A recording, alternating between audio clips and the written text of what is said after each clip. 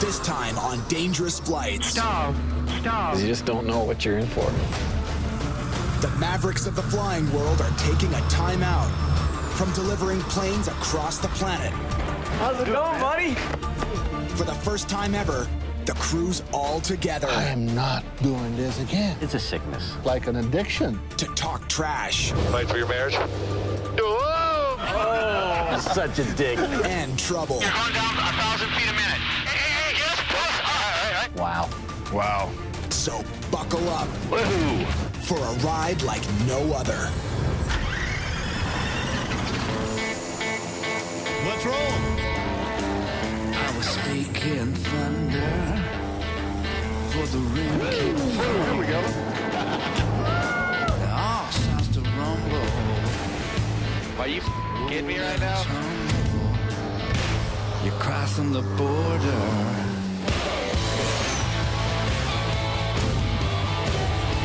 Where the devil won't go.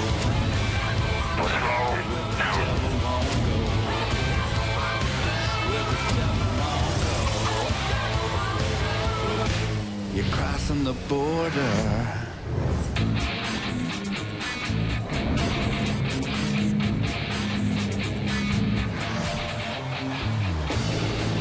This last year has just been a whirlwind. We did about 12 different flights all over the world, and it's just been a blast. There's been lots of crazy stuff that's happened to us. Dude, if we make it, it's gonna be a miracle.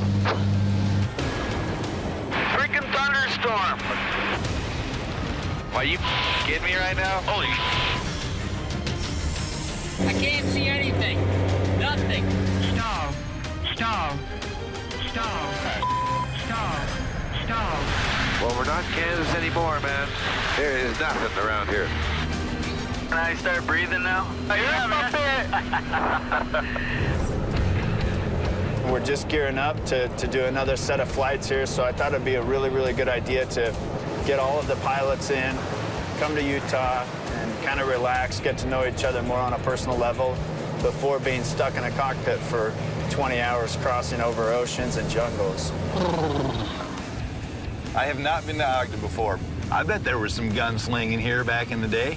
It's been a challenge to get everybody here. We had two of the pilots come in from California. Sunny San Diego to snowy Utah. Next time, I'm organizing this. We're gonna go to Cancun. We had Brad fly all the way from Colombia. When all these pilots get together, there's probably going to be a lot of BSing and a lot of ego flying around. Never met any of them, you know.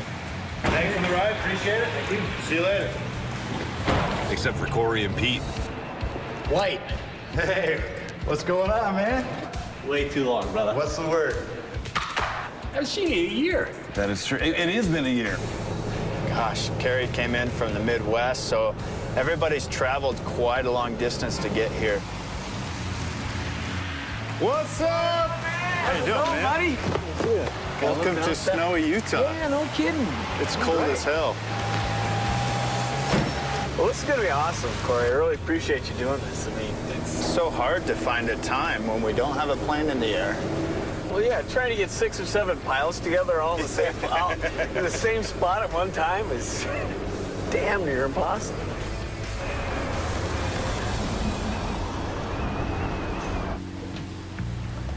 Oh, nice. All right, cool. This is sweet air. Boys, How's the bird, Corey? What's going on? Corey, big what up? Corey?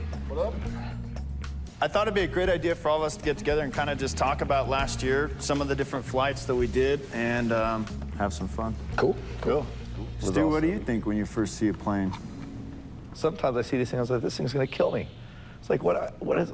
That's a good feeling, isn't it?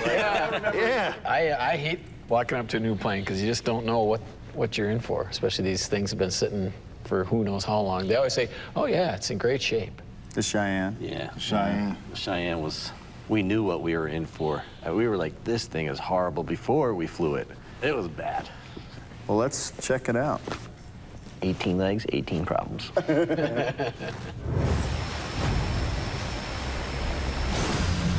right, you ready? I'm ready. Warning runway 5. Raise caution for birds on us in the airport. windscreen and it sucks. I can't see anything. Nothing. No heater. See the heater? Nothing. There's no heater. We got things freezing up. We got nuts and bolts freezing up. We got a windshield that won't defrost. It's just one thing after another.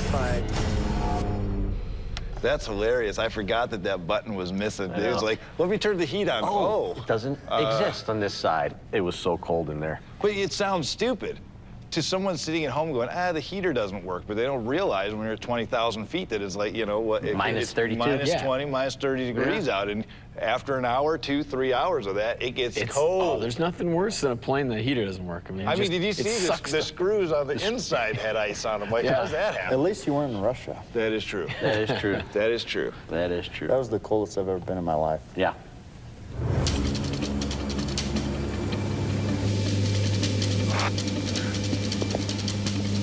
It's negative 50 now. Just too cold. I mean, it's just too tough, man. My feet are numb and hurt. I'm gonna put another map down here.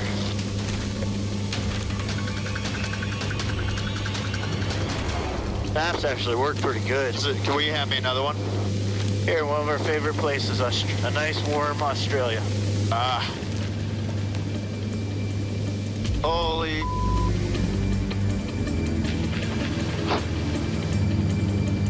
Dude, if we make it, it's gonna be a miracle. Wow, that's miserable. My shoes actually, they froze. So I took them off and put them in my feet in socks and then into my headset bags. And it was the... Being that cold affects your performance. Oh, heck yeah. Big time. Oh, huge.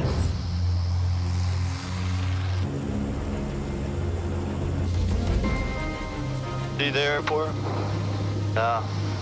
I mean, the main difficulty on this approach right now is us, Corey. We're cold, we're distracted. Okay, clear land on 25 right for 800 Echo Bravo. We're going to the right?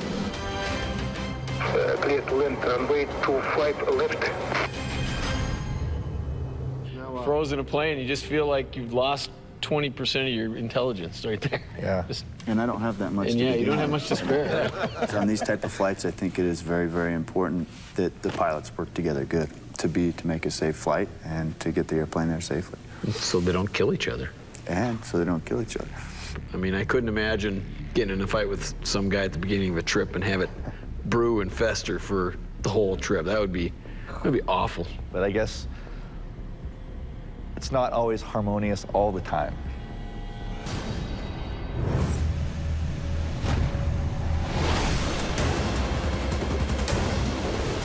Oh man, are we getting pushed? Holy.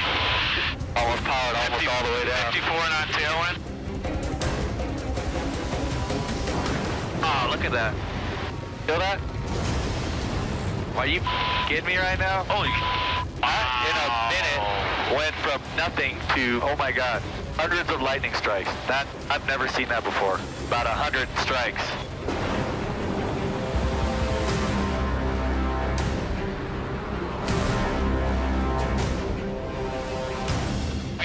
No, we're good. Easy. You're going down 1,000 feet a minute.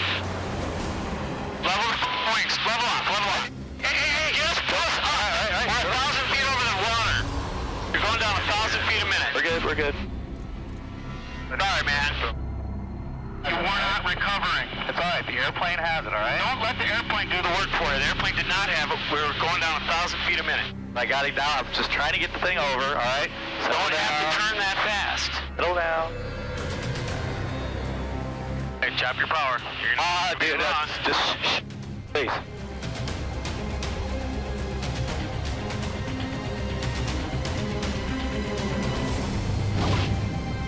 Flaps to 0.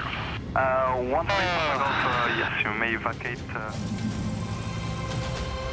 You know, when you grabbed the stick, which is the scariest feeling for me to have someone do. But you weren't correcting it fast enough for me. I wasn't going to let it go. But that's the thing. I wasn't doing it fast enough for you, but I was on it. I didn't think so.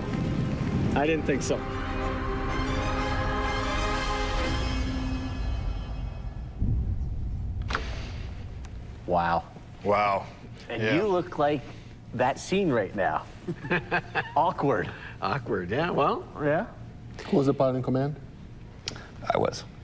But you know, we were descending 1,000 feet per minute. We weren't supposed to be. And it was continuing, and it wasn't bad yet. But I wasn't going to let it get worse. There's a million things. You know, you have a glass cockpit with a million pieces of information. You're trying to digest it all.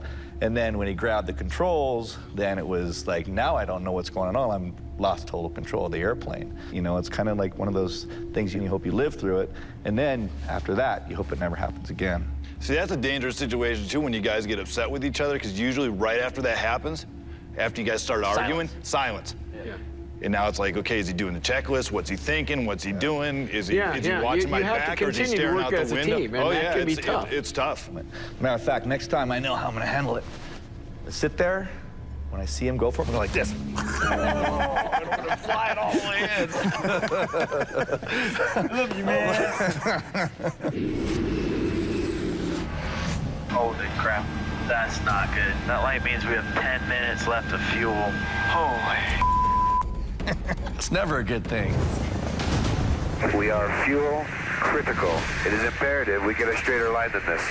Come on, baby. Give it to us. Fuel pumps on. Just a little bit more.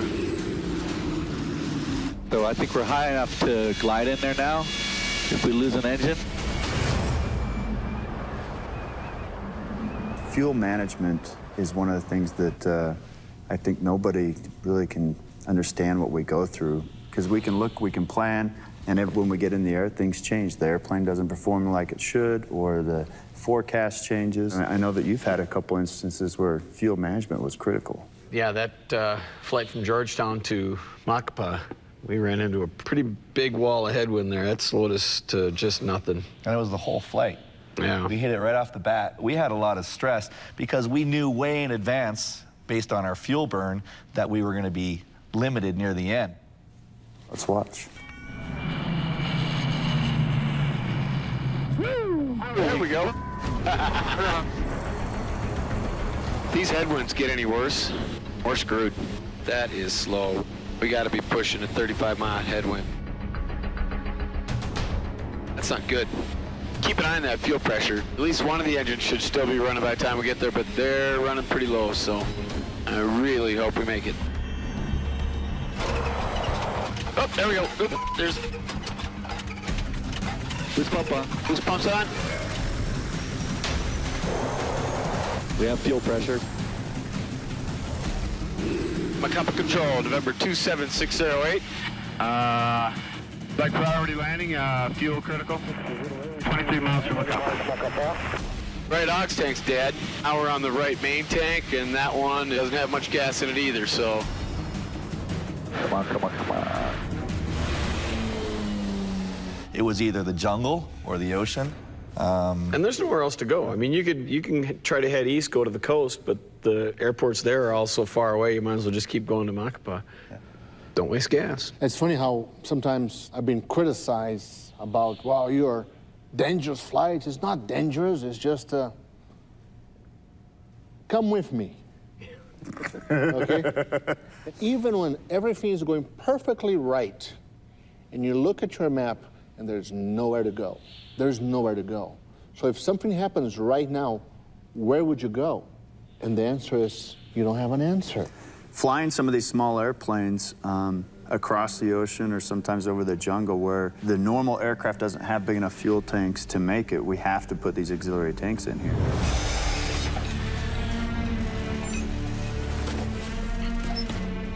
That's one of the things that make me the most nervous is you're tinkering with a perfectly good fuel system and you're putting a homemade, basically aluminum box in the back of the airplane with just tubing and then piping it into the tanks. I mean, survival mode. I hate ferry tanks. That's either do or die on that one. Yeah. Last year, Randy and I were over the North Atlantic in the 206, 50-knot headwinds, or between Goose Bay and Greenland, and we didn't think the ferry tank was pumping fuel into the right wing. Mm-hmm.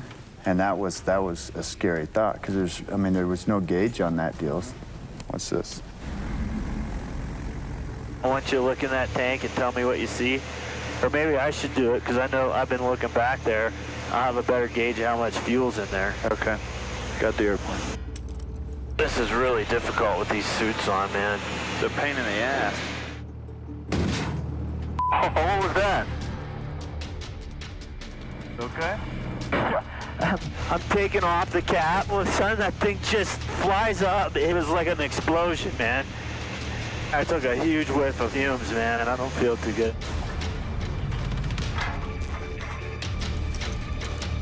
Those fumes were nasty.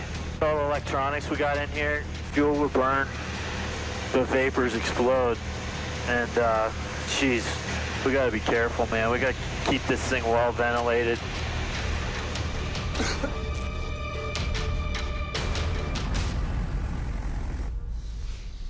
Gotta love ferry tanks. Oh my God, that was, the whole cockpit's just full of fumes. I mean, we had the HF radio, the portable one that was installed in there, plus all the other electronics. It was, yeah, it was pretty sketchy. sketchy. This happens in North America, you declare an emergency and maybe 20 minutes, you're safe on the ground, and you say, well, let's go and check that out. Right there, you don't have that option. And that's what this thing gets really, really, really complicated. but you had problems in a brand new Phenom, right? We're taking off, and we were crossing probably about, what, 6,000, 7,000 feet? I think we were up to almost 10. Almost 10, and then pressure is just killing me, killing us. And it was fast. It was that pressure really, went like... Cabin. Cabin. Cabin. Cabin. We lost pressurization. Okay. Stop the climb. Stop the climb right here. Autopilot. Level off. Autopilot. Okay, tell them we need to maintain altitude right now. Slow down. Cabin. Cabin. Cabin. Cabin. Cabin. And you can see me going like this because, you know, the pressure is just minus 10,000. And I say, what's going on? And I'm starting to read the checklist. And it's the worst thing that can happen to a pilot when you do not know what's going on. And instead of being a good co-pilot and just paying attention to what I'm supposed to be doing, I'm watching him bump up and down the pressurization as the speed goes. Autopilot. Fly the plane for me, please. Maintain altitude. I'm going to fix this shit. I have the plane. We have a pressurization problem right now. We need to hold altitude for a minute. We'll advise. Foxtrot, what's the problem? We have a pressurization problem. I'll get back to you in just a minute. Number 777, Bravo Foxtrot. Slow down. Slow down. What for level do you need? Which oxygen mask on? On. 1,100 meters, via Dolma 3D Pache. Radar contact. 777, Bravo. Autopilot on? Autopilot on. Autopilot. Stall. Stall. Stall. Stall. Stall. Stall. Stall. Autopilot. What the hell was that? Oh, you forgot to look at its speed.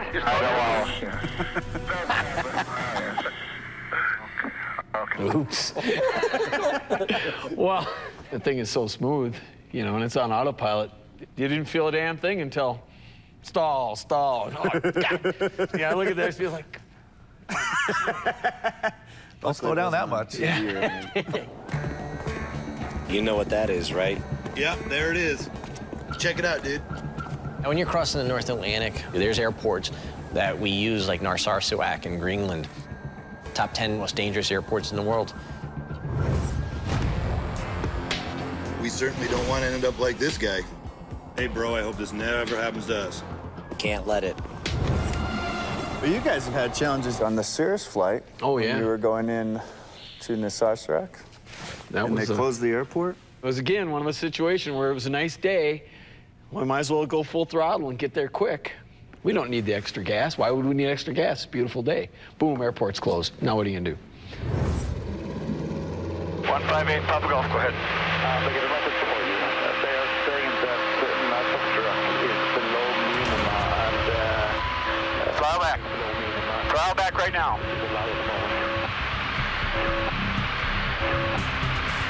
Pup Golf, roger. And that's why you save all the gas you can. This is a killer. This is exactly what we did not need today. We're way past the point. Yeah, we're physically over Greenland right now, so there's no turning back. Exactly the sort of thing I hate. In Greenland, the weather changes really quick. Big old front moves in or something and shuts the airport down. What's the alternate, nuke? Maybe, if we can reach anything. It's a problem, the alternates are just not close enough. What happened there? Our plan was to lean it back, throttle back, ease in some sort of safe direction, which we did. We started kind of heading to I think it was Nook, right? Started going and Nook. was just leaned it way back. I mean, super slow. Hello, this is Stu, the pilots from November 158 Papa Golf. Can you hear me? We kept contacting, we kept recontacting. We just kept bugging them every 5 minutes. Hello? Sorry, I'm on the satellite phone. Can you hear me? Nope, we're still closed. And then finally, 20 minutes or something out, they go, okay, we're back above, and we just pinned it straight to it. So Yeah, that was a tough worked choice, out. so it's like, all right, Nook is open, and we got barely enough gas to get there. But if we turn and go back to Narsarsuaq, then we're committed, because then we'll have burned that gas, and if it recloses, we're screwed. It's a committed choice. I mean, you're boxing yourself in. Well, that is one of the most dangerous airports to land. Brad and I were just talking about it.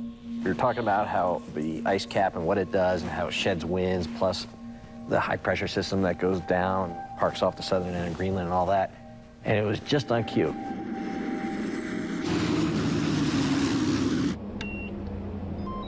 This place is nuts.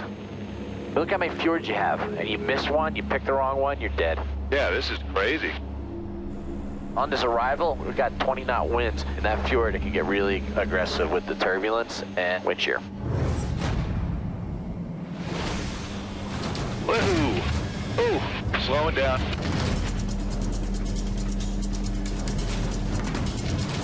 Go ahead, pitch this beauty up. Yep, I got it. Thank you, sir. Man, right on cue. That was unbelievable. November 78, Quebec Romeo, turning final runway 07. Got a long runway. It's windy, and it's going to have wind shear. Yep. There's some big flipping icebergs out there. Holy smokes. Like, it was bad. And it was just boom, all the way down to like 1,000 feet. Yeah. I don't like Narsarsuaq. One of the most interesting things that I learned over last year was just that you don't know what to expect when you get to these other countries. Every custom's different, the agents are different. It's crazy.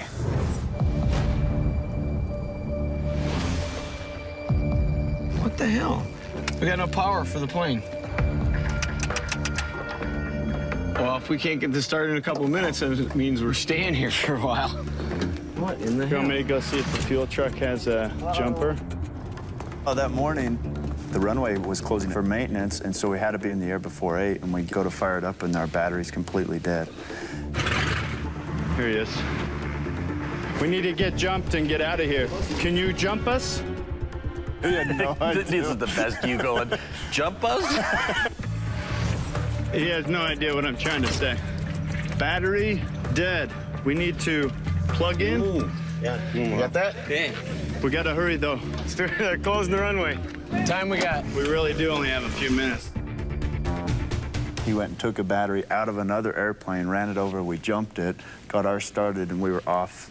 We took off. My GPS said 8:01. Yeah. In a foreign country, a good rule is that if they don't speak the language, just speak louder to them, and that always works. If you just start yelling jump start, they're like, oh yeah. See, now I get I've it." become, in ferry flying, I've become an expert at international charades. You know, it's like, I need fuel, a jump. That's why I speak 35 languages. Big Latin? I'm cheap. I don't like to spend money because every dollar that I save comes into my pocket. So I avoid paying for handlers as much as I can. Roger that. And then, but if you come in, you know, sometimes I bring a little T-shirt that people will recognize. It goes a long way, you know? Let's see your charm. Show them dimples. Lady killer. Lady killer. Indonesia really loves football, and they're big fans of Brazil for the soccer. We do not have any handlers, any support, anybody there. So maybe I can make some friends. It's Ronaldo. Indonesia. How are you? I'm Captain Lucchesi, okay? We're going to file the flight plans. Your friend Ronaldo.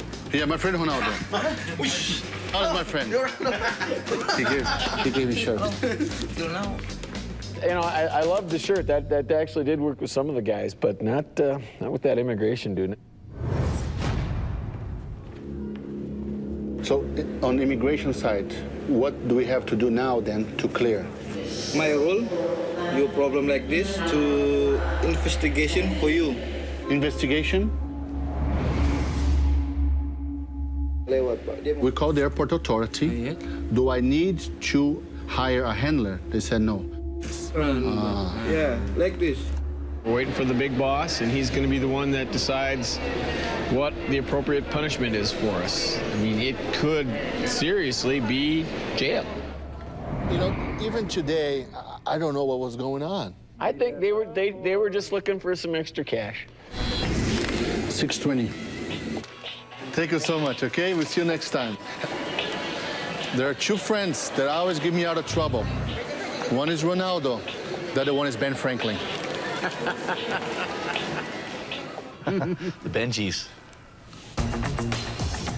Right now, we're not sure the plane's ready. We need to get going, though. I mean, we have to get it there tonight. We don't have to do anything.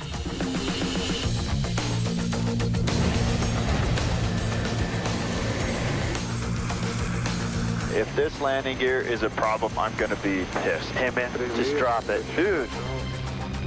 It's time to fly. Get that plane fixed. Let's get in the air. The ongoing challenge we have is walking the line of when to go and when not to go. I mean, we have to schedule the pressure of the client. They want their airplane, and then it's the pressure of the expense that we have too. Every day we delay. So it's difficult. I know you guys had some big challenges in Wick getting ready to go in the Cirrus, right? Yeah. We're ready. Okay.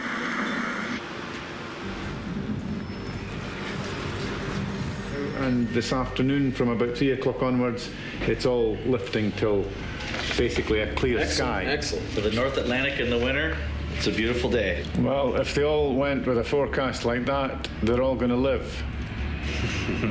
But they don't.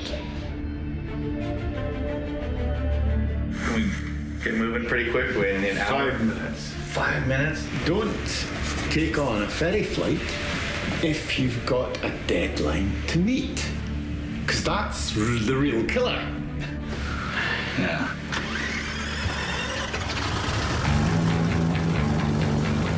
Yeah. I didn't think I'd be doing this again, but here we go.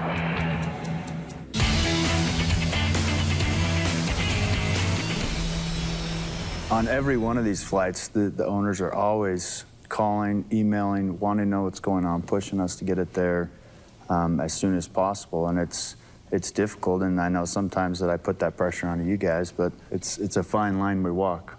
Well, I think we've all pushed it, and we've all taken chances, and a lot of us have been bit and gotten away with it. But you do this job long enough, you're going to run into some really bad luck on one of these legs. And if you haven't left yourself an out or a back door. The average is 3 deaths a year across the North Atlantic. Yeah. That's the average, right? Yep. Some But years I better, think some years worse. A lot of also has to do with our own egos. Okay, a lot of us, we have that mission accomplished kind of deal. I did this in the shortest time. That's a fatal attitude. You keep doing it. You go ahead. Let me know how that goes. It's definitely been a learning curve for myself, that's for sure. Having the opportunity to fly with you guys too, and being out there with you and seeing all the that we have to go through to make it happen, this is not your normal flying. My friends think it's so glamorous, these different places we go. They don't realize some of the holes we have to stay in. And then, God, you get so tired on these trips too. It's tough. You know, you get to the hotel, you're exhausted, and you don't get 8 hours of sleep because you got to get up and flight plan. You got to look at weather. You got to get out to the airplane. You got to pre-flight, and it's just like you got to fuel, pay fees, everything. And it's just like you're always running on 5 hours of sleep a day. Well, let's see some tiring times. Here we go. Wow.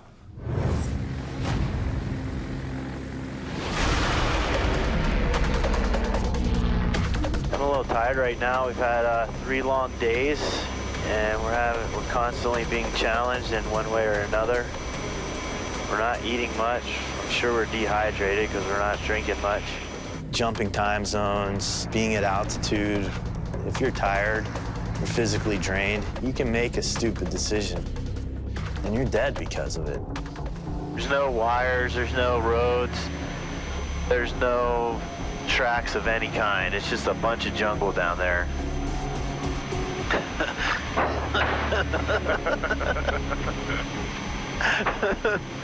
It's like Beavis and Butthead flying the most dangerous missions in the world. All we can talk about is 6 or 8 year old humor type stuff.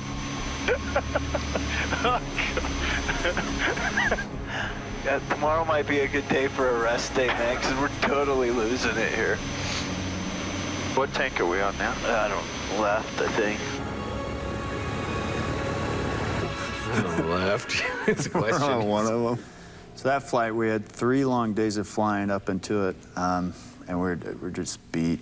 We had some serious problems with the airplane getting it ready for the flight, and we're just punch drunk, happy, like just laughing at the stupidest. It does wear on you, especially if you're going eastbound and you're losing hours every time. I mean, if it's a long one, you know, after 4 or 5 days of 5 hours of sleep. Tune in the wrong frequency and it pops up, you know, Bangladesh, and you're going to Reykjavik, you know, and you don't have the right frequency and you didn't check it, and your brain is messing with you because you're like, oh, did you check it? I didn't check it. Did you check it? I checked it. I think I checked it. You know, no one wakes up in the morning that crashes and go, yeah, I'm probably going to crash today. Let's go give it a shot. And nobody thinks they're going to crash.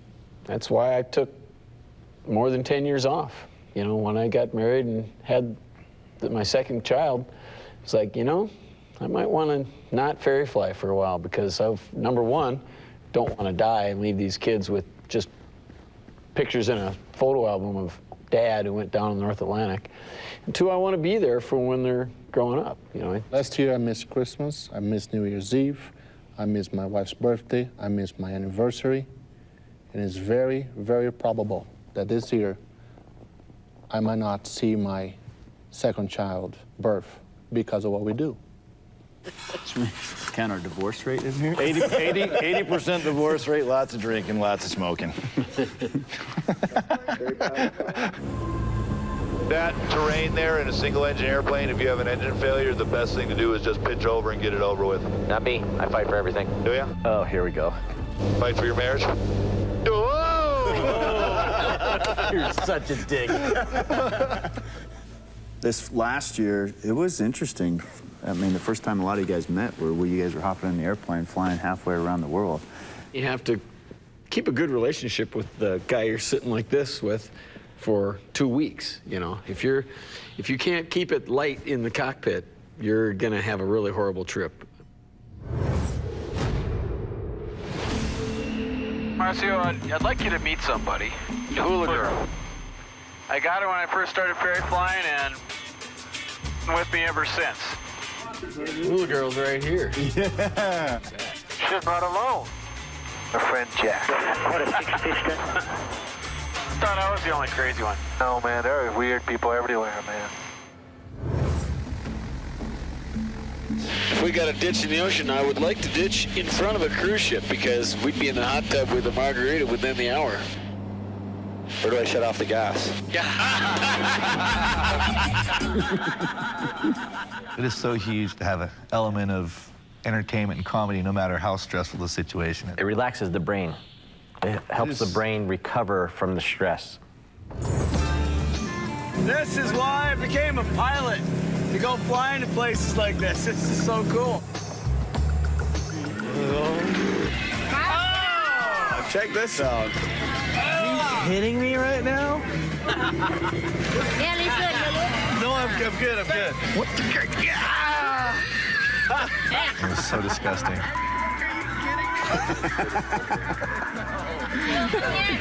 No, Bucks. Yes. I'll pass. What do we? Try. Chinese girl like this, huh? Oh, la! Very good. It's like eating an artichoke. Where's the mayonnaise? Thank you very much. Somehow Carrie jumped on the grenade and did it. I was like, hey, You know, you're a I better don't know man why. I was going to give you $100 to do it because I really had no intention of doing it. You did it for free. And then I ended up doing it for free. Hey, but the funny thing is you ate it And you got sick. you got sick. Whoa, look at that. Good times, good times.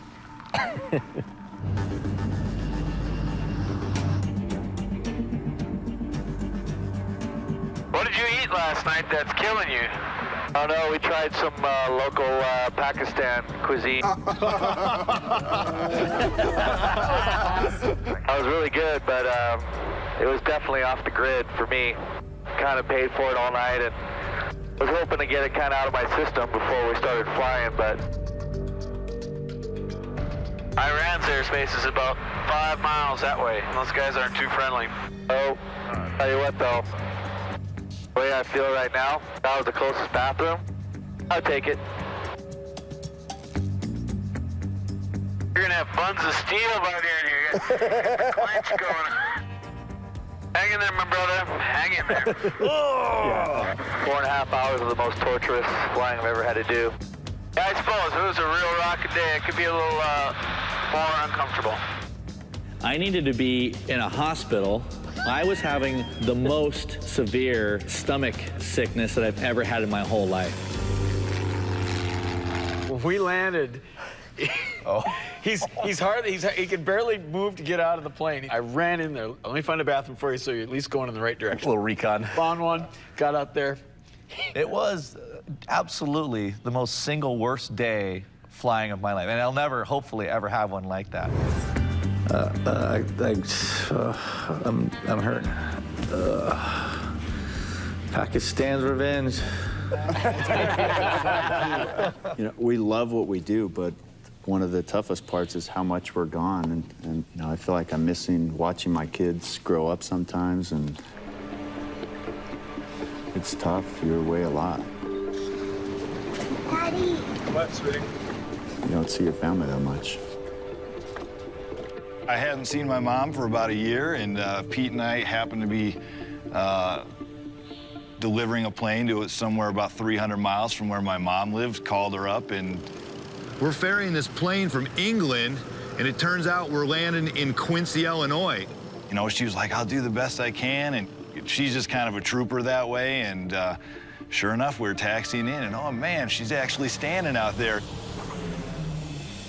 There she is, taking photos.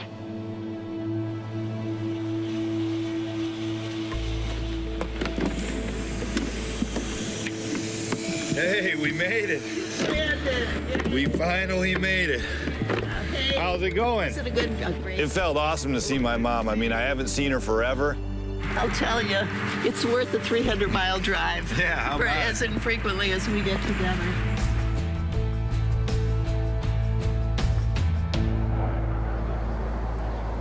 It was a nice surprise for sure.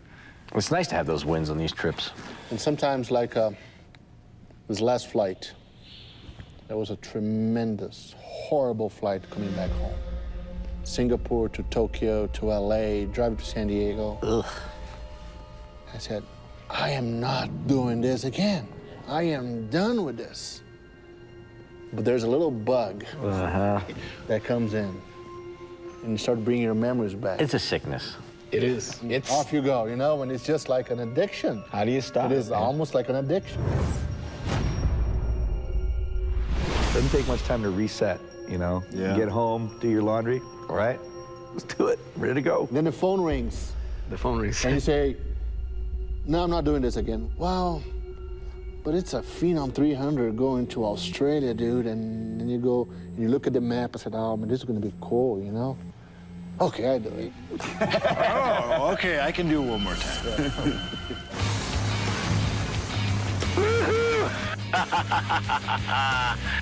This is awesome. Who gets to do this? Who gets to buzz the Amazon first thing in the morning?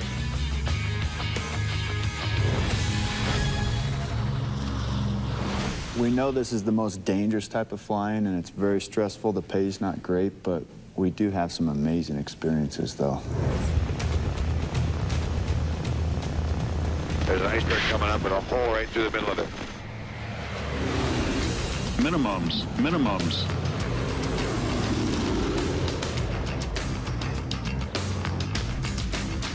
Too low terrain.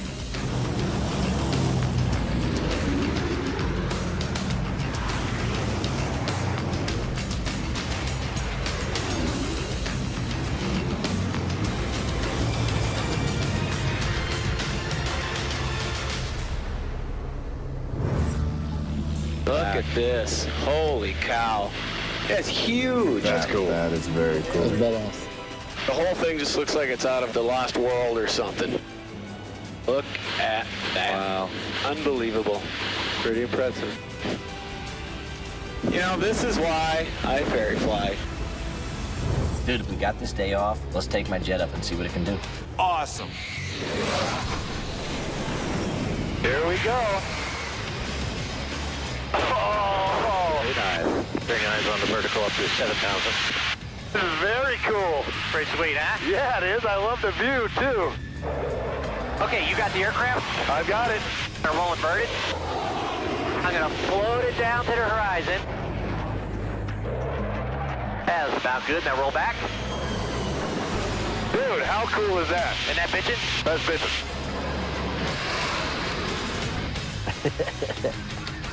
You lucky bastard. That was pretty cool. Well, guys, we've had a hell of a year, but we've got a lot of fun stuff coming up. There's a bunch of flights on the horizon, all over the world, different airplanes. It's going to be awesome. We're adding a new pilot to the team.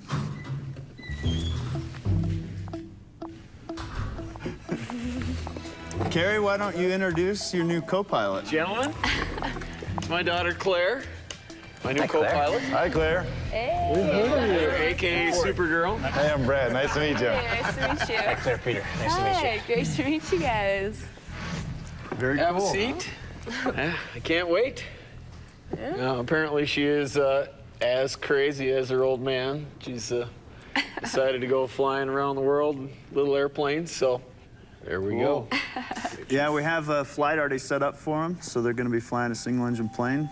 And we've got a bunch of other flights set up, too. We have, I know that Marcio's got a Jet Aviva Phenom flight coming up, and then there's a bunch of other cool flights. This is going to be much different than what we did last year, more difficult, and it's going to be fun. So cool. Let's have a cheers next year. Here you go, Claire. Let's stay out of the ocean, stay out of the jungle. All right. Cheers. Cheers, guys. Cheers. Thanks for everything. Cheers. Very successful year, gentlemen. Welcome, Claire. Let's do it. Welcome. Welcome. Next on Dangerous Flights. I don't know what's going on. Out of oxygen at 22,000 feet. This is bad. Icy wings. Ice will kill you. Systems down. The altitude selector is failed. The de-ice boots are failed. The prop ice is failed. I think I lost the bet. You gotta pee, don't you? A sky-high plumbing problem. Whoopsie, little turbulence. Oh, God, this is gross. And 2 new rookies join the team.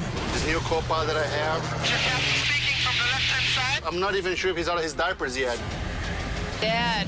But when I tell you to do So I'm something the gonna first try. time, don't argue with me. Just say, okay. That's what I'll try. I'm not going to get any better with you yelling in my ears.